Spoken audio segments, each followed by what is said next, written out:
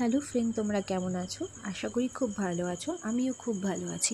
আজকে তোমাদের সাথে শেয়ার করতে চলেছি দই কাতলা রেসিপি। প্রথমে 3 থেকে 4 পিস আমি কাতলা মাছের পিস নিয়েছিলাম। সেখানে আমি পরিমাণ মতো নুন আর হলুদ দিয়ে আমি মাছগুলোকে মেখে নিয়েছিলাম। মেখে একটা কড়াইতে আমি সর্ষের তেল দিয়েছিলাম। সর্ষের তেলটা গরম হয়ে যাওয়ার পর আমি মাছের পিসগুলোকে সর্ষের তেলে দিয়ে ভালো করে ভেজে নিচ্ছিলাম। আমি সবকটা মাছ ভেজে নিয়েছি, কিন্তু সেই ভিডিওটা স্কিপ করে গেছি। তো মাছগুলোকে ঠিক এইভাবেই লাল লাল করে ভাজবে। লাল করে ভেজে নেওয়ার পর আমি অন্যদিকে কিছুটা রসুন, আদা আর পেঁয়াজ, সঙ্গে আমি টমেটো নিয়েছিলাম, যেটা আমি মিক্সার গ্রাইন্ডারে দিয়ে আমি মিক্স করে নিয়েছিলাম। তো মিক্স হয়ে যাওয়ার পর আমি দুটো আলু নিয়েছিলাম। আলুগুলোকে ঠিক এই রকম করে লম্বা লম্বা করে কেটেছিলাম।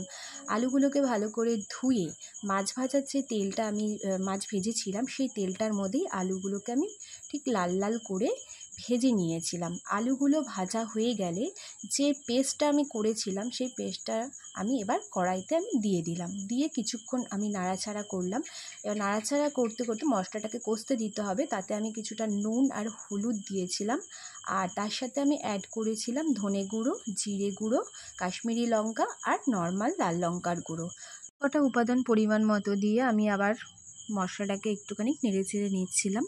তো এদিকে দেখো মশলাটা কষছে। আমি আবার অন্যদিকে কিন্তু একটা বাটি নিয়েছিলাম, তাতে 2 চামচ পরিমাণ মানে 2 চামচের মতো আমি টক দই নিয়েছিলাম, এবং টক দইটাকে আমি চামচ দিয়েই ফাটিয়ে নিয়েছিলাম, যেটা আমার একদম লাস্টে লাগবে। তো টক দইটা আমার ফাটিয়ে নেওয়ার পর আমার এদিকে দেখো মশলাটাও আমার কষা হয়ে গেছে।